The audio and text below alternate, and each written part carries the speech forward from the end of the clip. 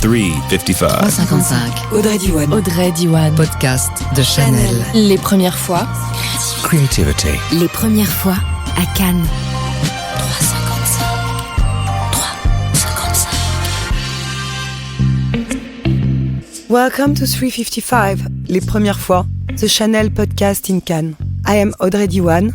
I'm a director and a writer. A first time at the Cannes Festival is always an exhilarating adventure, out of the ordinary and quite determining in the career of those who work in the film industry. This event is a type of initiation rite which everyone will always remember. We will be discussing these festival highlights with my guests during this podcast. Very diverse profiles come together. Those who create, those who hope, those who select, choose or reward. All devoted to the seventh art, with the Palme d'Or on the horizon. This ultimate reward which fuels everybody's hope. Whatever their role, each guest bears great responsibility in this exceptional structure, everyone with unforgettable emotions. Faithful to its traditions, initiated by its founder, Gabrielle Chanel, the House of Chanel supports artists and film creation. This year, thanks to her, our guests have accepted once again to relive for an evening their first Montée des Marches and to share what they have learned with time and experience. 355.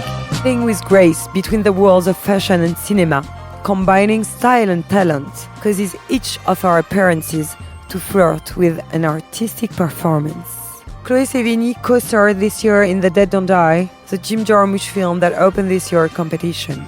An offbeat feature in which she plays a policewoman overwhelmed by a zombie invasion, with co-stars Bill Murray and Adam Driver. The actress enjoys unexpected filmmaking adventures and is usually attracted to iconoclastic and dodgy roles. Her first time at the Cannes Festival was actually with Larry Clark for Kids. She revisits these memories from 1995 and the shivers that had run along the Croisette during the screening of the film. 355. Le podcast de Chanel. Good evening, Chloé. You are here in Cannes both as an actress and a filmmaker. What difference does it make? Well, I've been an actress for over 20-something years now, and I've been to Cannes maybe 8 or 9 times with films as an actress, and with some very provocative films and some less so. I feel like oftentimes the international press wants you to answer for the filmmaker, and I always feel like that's the filmmaker's responsibility. Yes, I'm his tool, and obviously I've joined the cast and I want to be a part of the story that he or she wants to tell, but I find it more difficult to defend the picture, say, perhaps if one has to. And when you're here as a director with your own film, it's much easier to talk about. It's something that I want to put out into the world. It's my vision. It's my creation. So I feel much more empowered talking about my own project than someone else's, where I'm just a tool or a vehicle for that person. So you're going to make more movies as a director? I hope so. This is my 3rd short, and I love making shorts. I feel like it's really low pressure. It's a great way to experiment. It's a great way to learn the craft. I've learned so much with each one, and learning more about camera. I'm really bad with numbers. I'm basically dyslexic.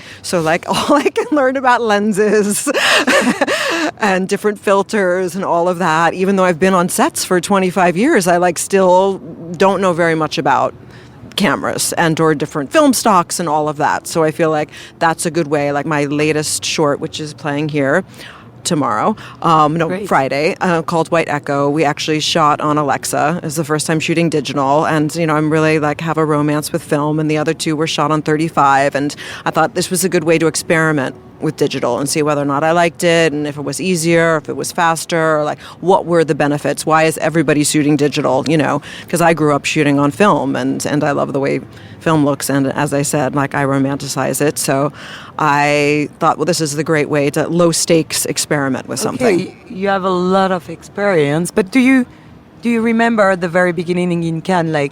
Do you remember the impressions? I mean, we are very French people. So do you remember being there for the first time? What were your first impressions? I do. I was here with my second film. It was called Trees Lounge, and it was written and directed by Steve Buscemi. And I came with these kind of famous independent producers from America that did a lot of movies called the Hanleys. And they're quite eccentric. And I remember, my luggage was lost, so I had to borrow some of her clothes. They were staying at the Ducap. I went with them to Ducap, and we were, rolling around in the pet cemetery, just, kind of like the whole thing was such a whirlwind, and hanging out with Seymour Cassel, who was also in the movie, and then getting to meet Robert Altman because Steve was in his film Kansas City that was playing that year. So it was just like all I fantasized about the movie, like meeting like and hanging out with some of my, favorite filmmakers and actors. It was like a dream come true. That's great. That sounds very corny, dream come true, but it was like a dream. It was that sounds very cool, by the way. I mean, hanging out with Robert Altman, not so shabby. That's the best, actually. Yeah. But is there any difference, because you do like lots of different festivals, is there any difference in between here? We love to hear yes, but I'm not sure it is, in between here and other festivals. I do think there's a big difference. I think there's like a level of sophistication here in the programming. I think obviously it's such an international stage, and there are so few American pictures or even English language pictures accepted into Cannes, which is great in a way, because I feel like America dominates the film industry. So it's nice to have festivals that really celebrate different cultures and different countries and filmmakers from those countries, and instead of just having like Hollywood and America dominating all the festivals. And there's also, of course, the glamour of the Croisette. Thank you for the answer. Now, we already love you, but we love you even more. Do you think that the festival can change a movie's destiny? Like you arrive, something happens, and suddenly it's different, in a bad or a good way, by the way? I think so. I think like if a movie hits the zeitgeist here and it like rattles amongst the critics and the other festival programmers that are here and other producers and bidding wars, or even if there's just a buzz, like Les Miserables has a huge buzz right now, and I don't know how to say in Francais, désolé, but Portrait of a Girl on Fire. Right. That's getting a lot of buzz, and I think that's great for Céline, and so I think that can really change the trajectory of a movie and really help propel it into to a wider audience, which is I guess why we all make movies. We want to touch people and we want them to see our ideas and hopefully expand their minds and take them on journeys and all the rest. But so you've seen movies since you arrived here? I have. I saw Celine's film. Okay. How do you pronounce her last name? Céline Sciamma. Sciamma. And I got the button, page 28, in one of the 50/50s that they were all wearing on the red carpet. It was so chic. And I loved the film. I loved, even though I thought it had maybe one too many endings, I was still like just so swept up in it. I thought it was like, I just loved the romance. I loved the picture. I loved the wardrobe. I loved the witches, the fire. I love all the little special effects. I thought it was really magical, and I really fell for it, like hook, line, and sinker. I saw the Dardenne brothers film, Young Ahmed. I thought that's an important story to tell, especially in France. We all read about what's going on, every day there. And I'm not going to go there. But that's yes. kind of okay. And I saw Tarantino. Are you night and days? I saw the Tarantino film, Once Upon a Time in America, and I love movies about making movies and movies about Hollywood. And I mean, Brad Pitt and Leo are so charming, and just those performances just really drove the film, and they're just so fun to watch. And like they were just like having so much fun with their roles, and it's like refreshing to see, I think, actors that are just like so comfortable in their skin and just owning it and loving what they're doing and kind of tongue-in-cheek, and they know what's going on, but so I really enjoyed that.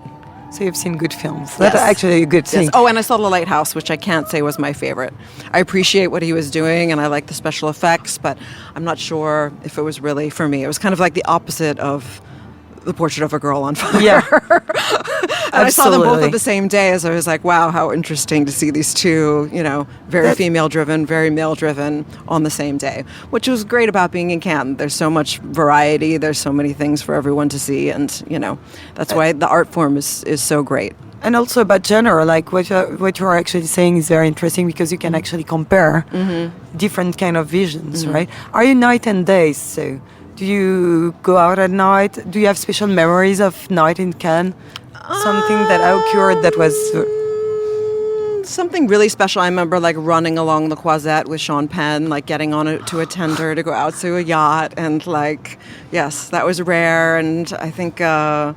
with like maybe Vanessa Paradis, there was like a slew of us, and the paparazzi was chased. This very like Cannes moment on the Croisette, running to the yacht. I was like, this is not my life, but I'll take it for one night. That's actually a perfect moment, right? Or at least a funny moment. Yeah. And does people give you advices before you come here? Like maybe at the very beginning, did they tell you how to behave? When I was younger, not so much. I think, I've kind of always been a little outspoken in the press, maybe to my detriment. But, now I am 44, going on 45, and I kind of am who I am by now. And the people that work with me and around me, they know that, even if they say something, I'm going to, manage on my own the way I do. I have no handlers. I go to everything with no team around me. I always just work with the teams that are producing or, publicizing the films that I'm here with. So I like to keep it very condensed. And so nobody tells you what to wear. If you have to go to the red carpet, you pick your outfit yourself, and how? I was working with a friend of mine, a close friend and stylist. Her name's Haley Woolen. She mostly does fashion. She doesn't do celebrities, so she's not here packing up. All day I was packing up stuff for the returns to Chanel. I have 1,000 Chanel bags, all my Cinderella garments, which they so kindly lent me and which I loved adorning myself in all week. And yeah. It's to me, Chanel and Cannes is good. They go hand in hand. Actually, Chanel said, and that's a sentence, to be irreplaceable, you must be different. What do you think about it? To be irreplaceable, is to be unique, is to be an individual. Yeah, there can be no, cookie-cutter copies of one. So I try and, yes.